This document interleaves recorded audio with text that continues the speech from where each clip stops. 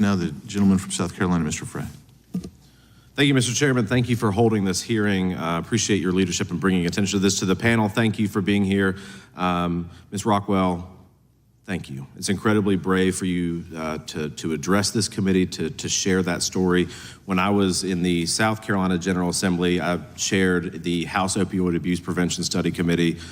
We had 18 bills, record funding, a lot of great things, but we always started every field hearing with people who who were recovering, who had lost family members. To hear their stories, to hear your story today reminds me of that and how important it is to hear that story, that we start from the human element and that we remember the families back home who have suffered the most. The rise in fentanyl, I think the frustration that I have, at least up here, to the panel is that states and local governments have really tried to address this from an education campaign to prevention to treatment to law enforcement. That was not immune to the state of South Carolina either as we tried to pass legislation to address it. But the frustration that I have is that we can't actually deal, and states can't, as inventive as they are, and colleges and local governments, they cannot actually deal with the problem until we deal with the source, which is fentanyl, which is China, which is the cartels. To me, to look at the numbers in South Carolina, and of course this mirrors the country, in 2017, South Carolina saw a 312% increase in fentanyl-related overdoses. From 2019 to 2021. It was 178%. Nearly 69%, according to a South Carolina Department of Health and Environmental Control, 69% of all overdoses are related to fentanyl. Those numbers back up, and those have been increasing dramatically, whereas in 2017, only 36% of overdose deaths were related to fentanyl. So we have seen this problem exacerbated.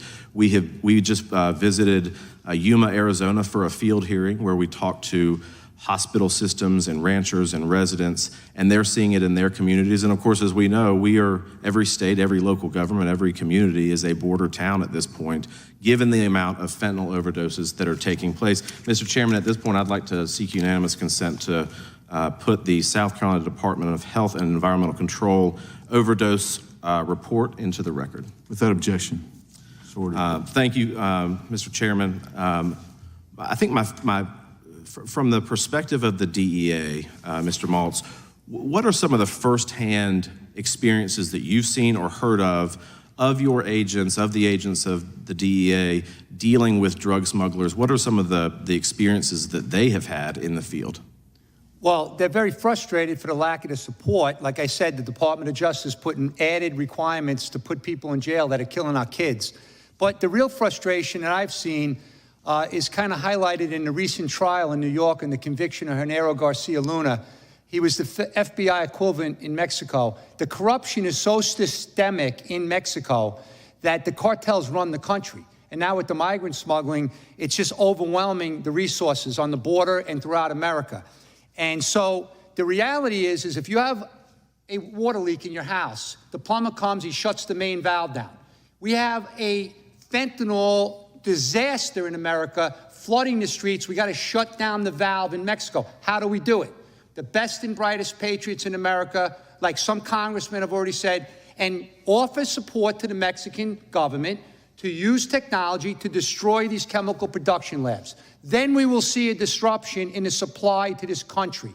The frustration is that law enforcement is out there putting their lives on the line. They don't get the proper support. But more importantly is that it's just getting worse because the cartels are operating with impunity, working with China that wants to destroy America forever. Thank you, Mr. Chairman. I yield the remaining balance of my time to you, sir. Thank you. So some of the things that have been talked about today make me think of deterrence. What deters someone from taking a drug that's been laced with fentanyl, and what deters someone from producing and distributing fentanyl into this country? And Mr. Maltz, some people have said today, this was an early talker, cannot incarcerate our way out of this. And then they said, but we need to have tough penalties, including incarceration for those who deal the drugs. Is that a tacit admission that there is a way to deter dealers, and that would include sentencing to incarceration. Absolutely. You want to put these people in jail for the longest amount of time that are killing our kids. We're not talking about putting couriers that are just moving product. They don't even know what they're moving. You have to deal with each case separately. But for the organization that is destroying our country, they have to feel the pain. Now, I will tell you this. You asked a question about the frustration. Right now, we have hundreds lined up in Mexico for extradition. The administrator of DEA testified. We can't get them out. We want to hold them responsible for what they're doing. That's going to be a deterrent. We saw that in Colombia for years when we went after the North Valle cartel, the Medellin cartel, and everyone. So we have to have these strong punishments. Thanks, Mr. Maltz. And now recognize Ms. Lee from Florida. Thank you, Mr. Chairman, and thank you to our witnesses for being here today. Today's hearing has allowed us all an opportunity to see how the crisis of fentanyl is affecting every community in America. In my own community in Florida, authorities seized more than 11 pounds of fentanyl, and this amount alone was enough to kill 2.7 million people. Agent Maltz, I'd like to return to your testimony. As a former federal prosecutor, I recognize the critical work that DEA agents are doing every day across America to fight the cartels and to keep America safe. One thing, a distinction that you've made here today that I think is important, I'd like for you to share with us a bit about how this problem has grown in its scope and the difference between organized crime and what you would categorize as narco-terrorists. Tell us, what is a narco-terrorist and what has led you to that conclusion? Great question. I really appreciate that because I lived this nightmare for many years, over 10 years. When I was the head of the Special Operations Division, I wasn't reading in the local newspapers. I was living it with my counterparts around the world. And so China started the synthetic bombing campaign around 2008, 2009 with K2 spice and bath salts. Please go read about it. You'll see all the catastrophes in the country from those synthetic drugs. Then around 2012, they started with the fentanyl analogs in the mail services through the internet websites. Then they started sending pure fentanyl to Mexico. They also started, of course, for years, they've been sending precursor chemicals to make methamphetamine. That's why we have tons of methamphetamine in the country. We didn't even talk about that today. That's another whole hearing. Now, in Mexico, they're using all of that money, they're building up capabilities. They're buying weapon systems. They're dropping C4 explosives on their adversaries. I went down to the border, and there were 9,000 drones coming into America surveilling our brave men and women in Border Patrol. This is unacceptable. We're at war with the cartels, but we're still treating it like they're drug traffickers. They're not drug cartels. Please stop saying drug cartels. They're narco-terrorists like we've never seen. They run the country in Mexico. They intimidate. They corrupt. They are slaughtering people, chopping off heads, dismembering bodies. And they have arsenals. They have weapons that we don't even have, in certain countries around the world. So they have evolved. Everything's evolving. And the problem is the government is still using old talking points. This is not grandpa's opioid crisis. Okay, the pills, that's years ago. Yes, kids got addicted because of Big Pharma. Somebody said that. And Big Pharma never got held accountable because it's all about the money. Now, the cartels and China are the focus of our problem, so we need to deal with them. So, Agent Maltz, in light of that changing landscape, in light of the escalation of the severity of this type of organization, how does that change what you need and what we should be doing here in Congress to equip DEA and your law enforcement partners to fight this fight? DEA needs resources, but so does all the agencies as far as manpower. You know why? A lot of them are quitting. They're running away. They're getting jobs in the private sector because they're sick and tired of lack of action. And the boss of the DEA right now, she's running around with a one pill can kill campaign, spreading awareness like we've never seen. I go back to this committee can ask the Department of Education, what are they doing? And why is CDC not putting out timely and accurate stats on the greatest crisis to the history of this country? What's the answer to that? Because as a taxpayer, I'd like to see the CDC director, because she's already fell on the sword on the lack of reporting on COVID and the inaccuracies. How's that acceptable with all the technology we have? There's no consistency across the country. The guy in Kings County, Washington, talked about no cooler space. They're not trained. They don't have the technologies. So there's a lot of accountability that needs to be brought to the table in this town. But the DEA, they're going to continue to fight, just like Homeland Security, the FBI, ATF, the Marshals, because they get paid to save lives. The problem is it's much bigger than DEA and the law enforcement now. That's why we need to consider other options with the great patriots that work behind the scenes that could do some real good devastation. They could decimate the production labs. Why is that a bad thing? Decimate chemical production labs. And I wish there were more people over here that would listen to this, but they're not interested. They're out there doing something else. I don't know what's more important than the death of our kids. Agent Malls, another question. Can you tell us what it means when a substance is classified as Schedule I, Schedule II? How is that important, and what would it mean to you all in terms of the work that you're doing to try to combat this problem? Well, a third grader can understand that you don't want to put deadly substances on the street. You want to at least categorize them as Schedule I drugs. Fentanyl, the pharmaceutical grade fentanyl, is a Schedule II and needs to remain a Schedule II. But the illicit fentanyl substances that are out there, it's like whack-a-mole. The DEA and all the agencies, they can't keep up with the way these guys are changing the different chemical compounds. And it's like, it's just so common. You just need common sense to understand that argument. They're killing our kids. We need to classify fentanyl-related substances as Schedule I. That's not going to solve this problem, but it's something that will help. Thank you, Agent Malls. Mr. Chairman, I yield back. Thank you. And I yield 5 minutes to myself. I appreciate all of you being here and telling your story and also bringing different perspectives on this very, very critical, I view it as a national security and national health issue. When we look at this, we had several of my colleagues across the aisle talk about they gave $60 million here and $70 million there. When I go to the border and talk to Border Patrol agents who are so concerned about this problem, they say, we don't need more money. We need to be able to enforce the law. We are being denied the capacity to enforce the law.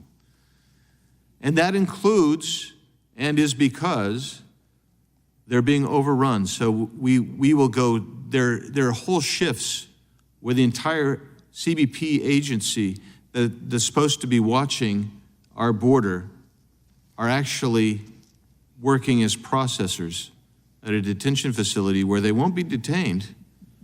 Dr. Singer, they're not getting detained. They're being transported to wherever they want to be in the country, to the tune of over 5 million encounters, millions over the last 2 years.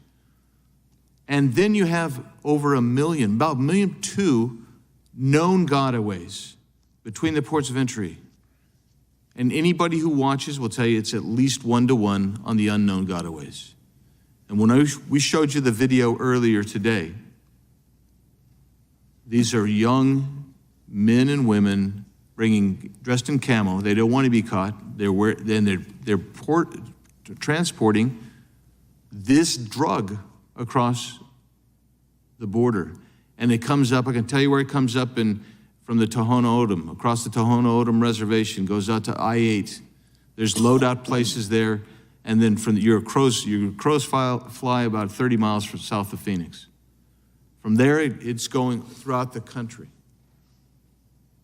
And it's finding its way into the hands of college students who really, they don't know anything about fentanyl because it's not been made a big deal. We know about it because we talk about it. So when I hear people say 90% of it is interdicted through the port of entry, no, 90% of what you catch may be in the port of entry. Of course, that data is old and out of touch. But it's coming through between the ports of entry and being disseminated widely in this country.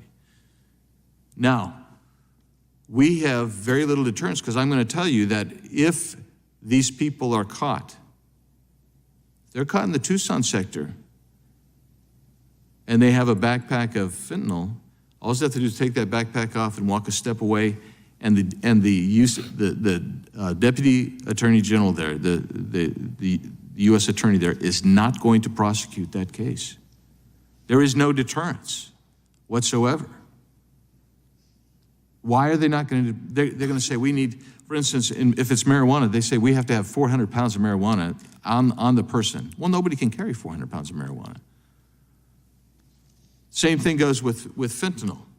Most of it's now coming in pills. It's coming in pill form because Americans want pills, and they're pressing them down south of the border, and they're disguised as pain medication, Percocet, Perc 30, whatever it is. So that's the reality of what's happening. And I appreciate, Dr. Singer, you said we want to make the black market less dangerous. But one way you make this less dangerous for the black market is to make it more dangerous for the people who are producing and distributing this drug. And so you may not be able to incarcerate yourself, your way out of this, but you better do something to either destroy the facilities, destroy the economic capacity of this group, or they're going to keep going. And I'll just tell you that right now it's a multi-billion-dollar per month industry. And we need to call them what it is. They're terrorists. We need to declare them terrorists so we can get at their money stream, because if we can get at their money stream, we will impede them and we will slow this down. That's some of what needs to happen here. As we wrap up this hearing, I hope that across the aisle, we have found some comity on where we can go to start interdicting this horrific problem. That has to happen. And I just, again, thank you, our witnesses, for being here today. And you have some documents you want to put in? Please. Before you have your concluding. Well, she wants to, not for concluding remarks, but I'll recognize you for putting documents into the record. Great. And if I might, Mr. Chairman, just make 1 or 2 points to answer you, which is, that is the direction of the legislation that I hope you will look at, that enhances and responds to the manufacturers and the distributors. Obviously, our jurisdiction is here in the United States, and enhanced penalties, and for those who wind up killing people because of the drug use. Their actions wind up killing people. I just want to conclude on Mr. Maltz, your patriotism and your enthusiasm. I work with DA agents all the time. Those based in Houston know their work, as I do the FBI, the ATF. So let me just say that you have been heard loudly and clearly. Mrs. Rockwell and her husband have been heard very loudly and clearly. And so legislation that I hope the chairman will look at answers all these questions, particularly your outreach, your focus major campaign, your social media, the megaphone. You want the megaphone while you're doing your work, you want the megaphone. And I do know that the DEA does some very dangerous work, particularly those who are undercover. And we want to appreciate them as well. Dr. Singer, we need your voice, and we thank you for that. We thank Dr. Westlake for being here as well. So I hope the chairman and I will have an opportunity to engage, and I want to put into the record, as unanimous consent, a letter from the Law Enforcement Action Partnership signed by a coalition of current and former law enforcement officers, judges, and public safety professionals. The statement of Jason Pye, Director, Rule of Law Initiative, Due Process Institute. A letter from Jillian E. Snyder, Policy Director of Criminal Justice and Civil Liberties at the R Street Institute. A letter from Mazen Salah, Policy Director of Integrated Harm Reduction at the R Street Institute. And number 5, a letter from a coalition of organizations in support of the TEST Act. And I want to thank Mr. Cohen, Ms. Macbeth, and Ms. Dean for their presence here today. Ask unanimous consent to place these in the record. Without objection. Thank you, Mr. Chairman. Thank you. And again, thanks to all the members who attended. Thanks to those in the audience who came. And we appreciate each one of you again on the panel. You were heard, you're important, and we're going to now thank you by adjourning. We're adjourned.